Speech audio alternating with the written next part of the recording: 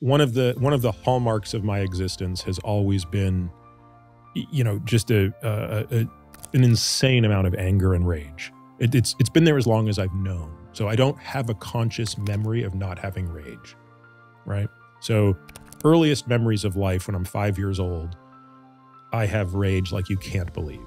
And it's a problem all my life. So as a teenager, if I go more than 2 weeks without punching a hole in the wall of our house, it's a miracle.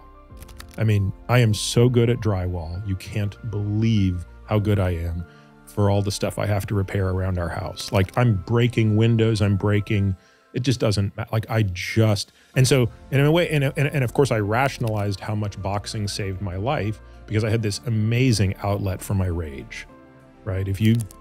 I got to basically exercise 6 hours a day. I'm hitting punching bags in people all day long. And it's just a beautiful outlet that keeps me out of jail. And a big part of that rage was inward, right? So it's not rocket science to understand that a person who has that much hatred for everyone has an enormous amount for themselves. And so one of the things I didn't realize was happening was what my inner monologue was, because as you can appreciate, your inner monologue is so frequent and ubiquitous and present that it's easy to almost forget that it's there.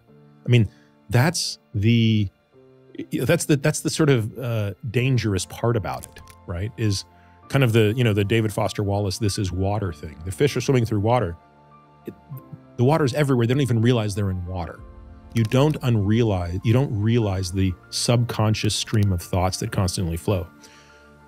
But eventually, I became aware of just what that self-talk was.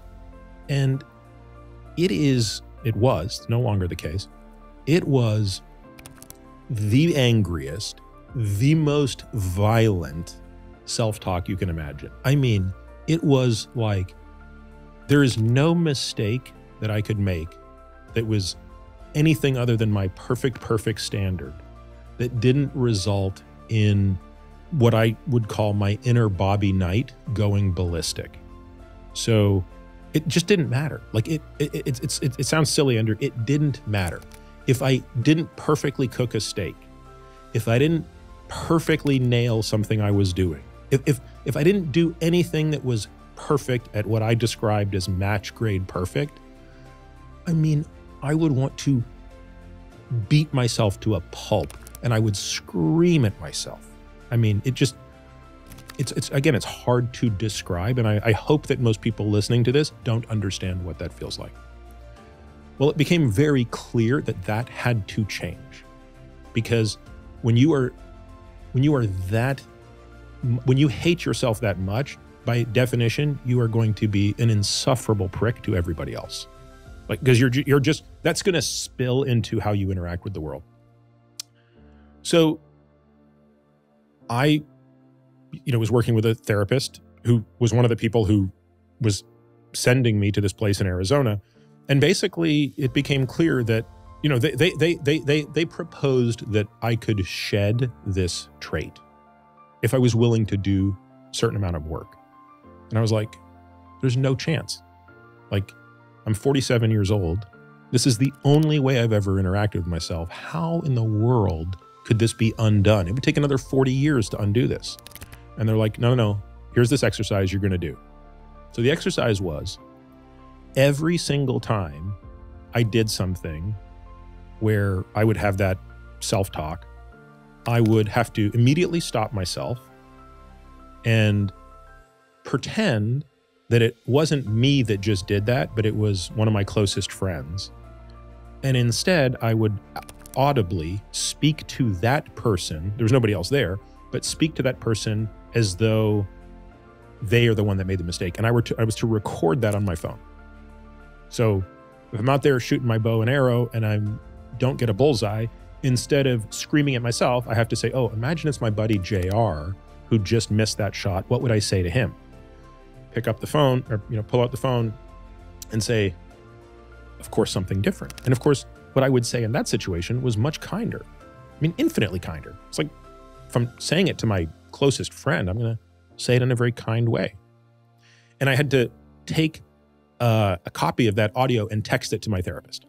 Oh, wow. Yeah. Talk about So vulnerability. can you imagine? I was all on board this practice until you mentioned that, at which point, and I trust my therapist to a very deep level, but I thought, wow, that's a mountain. Well, this poor person got a lot of text messages, a lot of audio files. But here's the part that just blows my mind. It only took, I don't know, I can't remember exactly. I'd have to go back to look at my journals. It only took about 4 months to get rid of Bobby Knight. Like, again, we had kind of a mental model for what this looked like, which was Bobby Knight was the chairman of the board. He sat in the boardroom and nobody else got to talk. And for those that don't know, Bobby Knight had a terrible temper.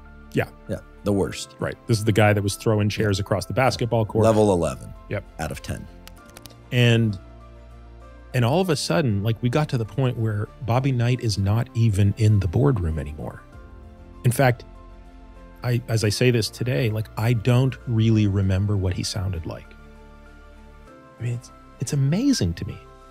And I've had some really amazing opportunities to bring him back. Like, it's not like I'm making fewer mistakes, right? It's not like I'm better today than I was 3 years ago at all the things that I do. I'm not. I'm actually probably worse in many regards. But the difference is, I can communicate with myself.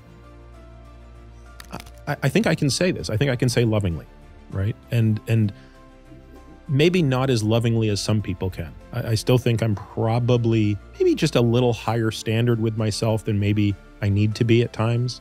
But I'm just not beating myself up like I used to. And I think by extension, I'm beating other people up a lot less. Well, I don't know the extent to which your internal narrative reflects the narrative that others have about you. But first of all, I want to thank you for sharing what you just shared.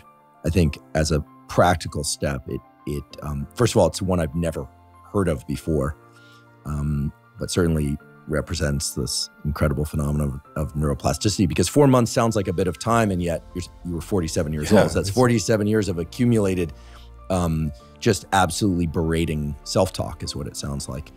So it's something that people can think about for their own purposes and their own challenges.